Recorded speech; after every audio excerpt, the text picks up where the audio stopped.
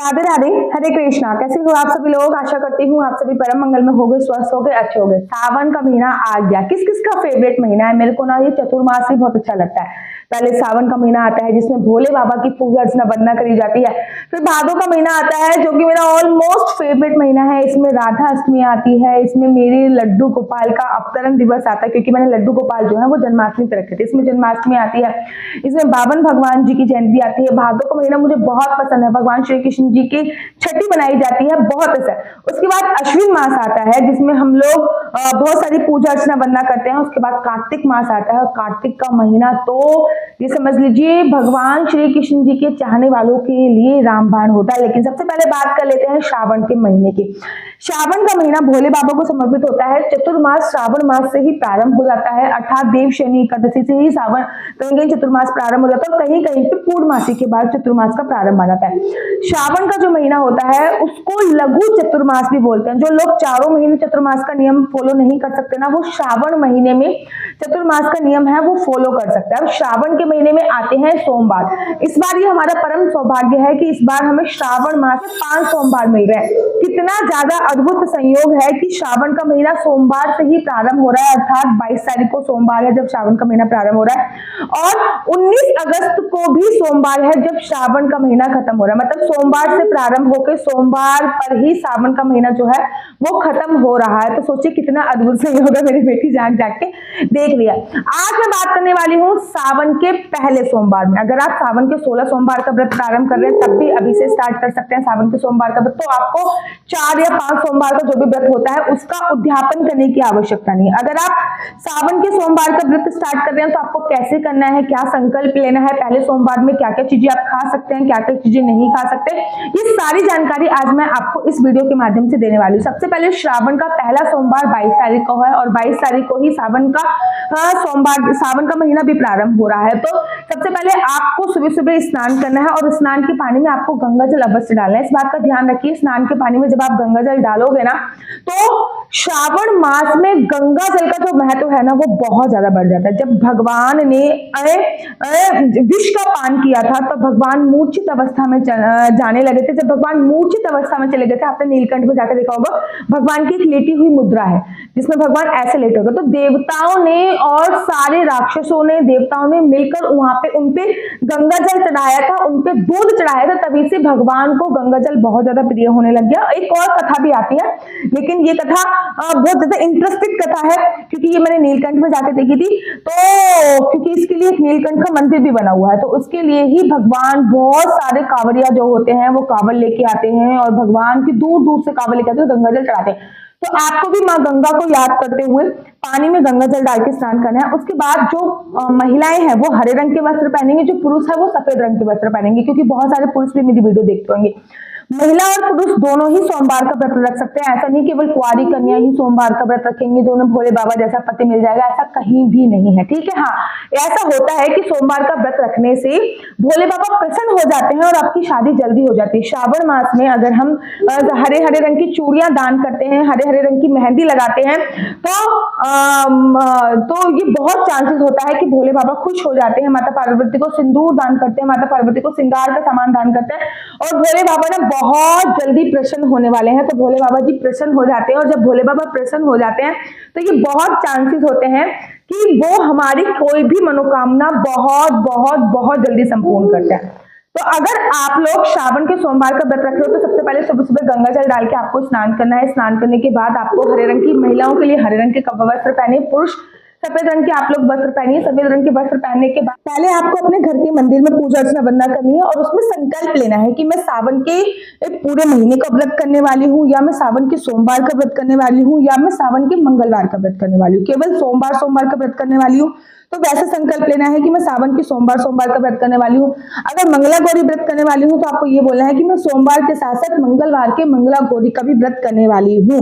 अगर आपको सावन की पूर्णमासी अमावस्या का व्रत करना है तो आपको वैसा संकल्प लेना है कि सावन को लघु मास बोला जाता है, मैं सावन की पूर्णमासी और अमावस्या का व्रत करने वाली हूँ। तो ऐसा भी संकल्प आप लोग ले सकते हो। 16 सोमवार का व्रत करना है तो आपको वैसा संकल्प लेना है, और 4-5 सोमवार का व्रत करना है तो आपको वैसा संकल्प लेना है। जैसा भी आप व्रत करना चाहते हो वो आपको संकल्प संकल्प लेना है। संकल्प आपको बहुत बहुत आसान तरीके से हाथ में आपको चावल लेने हैं, देखिए ठीक है, क्योंकि ना एकादशी नहीं है इसलिए हाथ में आपको चावल लेने हैं, मिश्री लेनी है, चावल लेने हैं, एक थोड़ी सी मिश्री लेनी है, 1 या 2 का सिक्का लेना है, लौंग लेना है, सुपारी लेनी है, ये सभी चीजें लेकर आपको संकल्प लेना है और आपको बोलना है ओम नमः शिवाय, ओम नमः शिवाय, ओम नमः शिवाय। 3 बार आपने ये बोल दिया ओम नमः शिवाय, ओम नमः शिवाय, ओम नमः शिवाय। उसके बाद आपको अपना नाम बोलना है, आपको अपना गोत्र बोलना है, जिस प्रकार से आप व्रत रख रहे हैं। कोई ना श्रावण में, देखो सावन के सोमवार के जो भी व्रत रखे जाते हैं उसमें नमक की खाने की मनाही होती है। सावन के सोमवार में नमक छोड़ा जाता है। मैंने तो एक बार पूरे सावन के व्रत रखे थे और मैंने पूरा सावन नमक को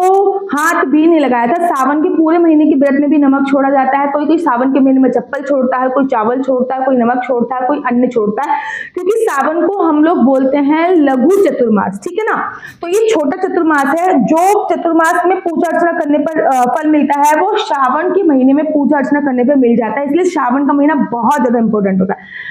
आपने संकल्प ले लिया, संकल्प का जितना भी सामान है वो आपने भगवान विष्णु की कोई प्रतिमा होगी उसको समर्पित कर दिया। अगर आपके घर पे शिवलिंग है तो उनका पंचामृत से और 5 प्रकार के फलों के रस से अभिषेक कीजिए। कहते हैं 5 प्रकार के फलों के रस से अभिषेक करने से किसी भी प्रकार की दरिद्रता का नाश हो जाता है। तो पहले पंचामृत से अभिषेक कीजिए, फिर 5 प्रकार के फलों के रस से अभिषेक कीजिए और उसके बाद भगवान को कुछ मिठाई अवश्य और अवश्य समर्पित कीजिए। सावन के महीने में सोमवार पे खीर जरूर बनाई जाती है, शाम को खीर बनाई जाती है और भगवान को भोग स्वरूप चढ़ाई जाती है। और खीर बनाने के बाद वो उस खीर का पान करके ही आपको अपने व्रत का विश्राम करना चाहिए। जैसे कि खीर खा के व्रत का विश्राम कर लिया, खीर के साथ पराठे खा लिए। मुझे आज भी याद है जब मैं बहुत छोटी थी तो मेरी मम्मी मीठे पराठे दही के साथ बनाती थी ये, और हम मीठे पराठे खा के सावन के सोमवार का व्रत का विश्राम करते थे। सावन के सोमवार में नमक खाने की मनाही होती, लेकिन पहले मैंने यहाँ पे बोला पहला सुख निरोगी काया। आजकल कलयुग है, बहुत कलयुग का बहुत प्रभाव है, सभी को बीपी हाई की परेशानी, बीपी लो की परेशानी हो रखी है।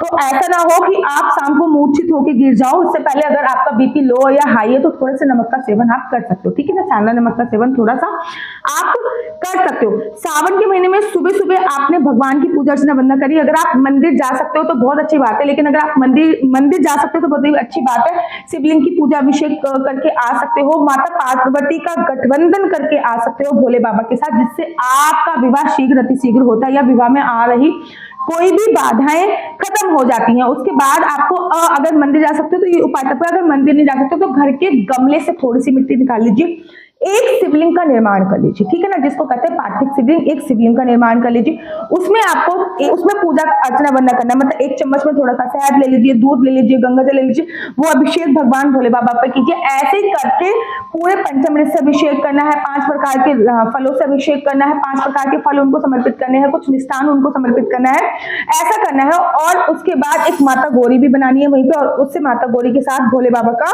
गठबंधन कर देना। ये बहुत सिंपल तरीका है। अगर घर पर शिवलिंग नहीं है तो आप कुछ इस प्रकार से आप कर सकते हो। उसके बाद आपको एक चीज बहुत ज्यादा जरूरी है करनी, वो है सावन के सोमवार में सुबह से ज्यादा या फिर सावन के किसी भी व्रत में सुबह की पूजा से ज्यादा जरूरी होती है शाम की पूजा, जिसको प्रदोष काल की पूजा बोलते हैं। प्रदोष काल में भगवान भोले बाबा की पूजा अपना अर्चना वंदना करने का विशेष महत्व। कहते हैं प्रदोष काल में भगवान भोले बाबा की पूजा अर्चना वंदना करने पर भोले बाबा शीघ्र प्रसन्न हो जाते हैं। और भगवान प्रदोष काल में पृथ्वी लोक पर होते हैं हमेशा, तो पृथ्वी लोक पर आपको ये पूजा अर्चना वंदना जरूर करनी है शाम के समय। जब प्रदोष काल 2 दिन मिल रहे होते हैं ना, शाम का समय आ रहा होता है, सुबह का समय जा रहा होता है, तब आपको भगवान की विशेष पूजा अर्चना वंदना जरूर करनी चाहिए प्रदोष काल में। और प्रदोष काल में ही आपको अपने व्रत खोलना चाहिए। पूरे दिन आप फलाहार खा सकते हो, शाम को एक समय भोजन का सेवन कर सकते हो, माता पार्वती को श्रृंगार का सामान समर्पित कर सकते हो, हरे हरे रंग की चूड़ियां पहन सकते हो, मेहंदी रचवा सकते हो, सुहार का सामान जितना ज्यादा हो सके वो दान कर सकते हो। दूसरी वीडियो बनाना अगर चाहते हो कि सावन के सोमवार से भी ज्यादा आवश्यक है मंगला गौरी का व्रत, अगर चाहते हो मैं इस पर वीडियो बनाऊं तो मैं जल्दी इस पर वीडियो बनाऊंगी कि मंगलवार का व्रत कैसे रख सकते हैं, क्योंकि सावन के सोमवार से भी ज्यादा इंपॉर्टेंट मंगलवार का व्रत है। और अगर आप अपनी कुंडली मुझसे दिखवाना चाहते हो तो ये नीचे मेरा व्हाट्सएप नंबर दिया हुआ है, इस पे आप मुझसे संपर्क करके अपनी कुंडली मुझसे दिखवा सकते हैं। आपके बच्चा जॉब करेगा, स्टडी करेगा, आपके बच्चे का फ्यूचर क्या होगा, किस क्षेत्र में आपके बच्चे को जाना चाहिए, किस क्षेत्र में कौन सा ग्रह कमजोर है तो उसके लिए क्या उपाय करना चाहिए, ग्रह कुंडली के हिसाब से आपके ग्रह देवता कौन सा, कुंडली के हिसाब से आपके ग्रह स्वामी कौन है, जिनकी पूजा करने पे आपको सुखद फलों की प्राप्ति होती है। अगर आपका रिलेशनशिप अच्छा नहीं चल रहा आपके हस्बैंड के साथ तो आपको क्या करना चाहिए, अगर आपके मियाँ बीबी का रिलेशनशिप अच्छा नहीं चल रहा, अगर आप किसी के साथ साथ रिलेशनशिप में हो तो उससे आपकी शादी होगी नहीं होगी, उसके कितने गुण मिल रहे हैं, उसका पास्ट क्या है, उसका फ्यूचर क्या होने वाला, क्या हुआ वो हमारे लिए लकी है या लकी नहीं है, आपका लकी नंबर कौन सा है, लकी कलर कौन सा है, कि आपकी कुंडली में राजयोग है या नहीं है, ये सभी जानकारी मैं आपको फोन के माध्यम से देती हूँ कुंडली देखने के बाद। लेकिन ये फ्री नहीं है, इसके थोड़े से चार्ज है। अगर आप कुंडली दिखवाना चाहते हो तो मेरा व्हाट्सएप नंबर 4 बार 9 20 25 65, दोबारा से रिपीट कर देती हूँ, 4 बार 9 20 25 65, उस पर संपर्क कर सकते हैं। और अगर आपको मेरी वीडियो अच्छी लगती है तो आप अपना यूट्यूब चैनल हरि बोल को लाइक से सब्सक्राइब करना बिल्कुल भी मत भूलिए। तब तक के लिए मुझे दीजिए इजाजत। राधे राधे, हरे कृष्णा, हरि बोल, बाय।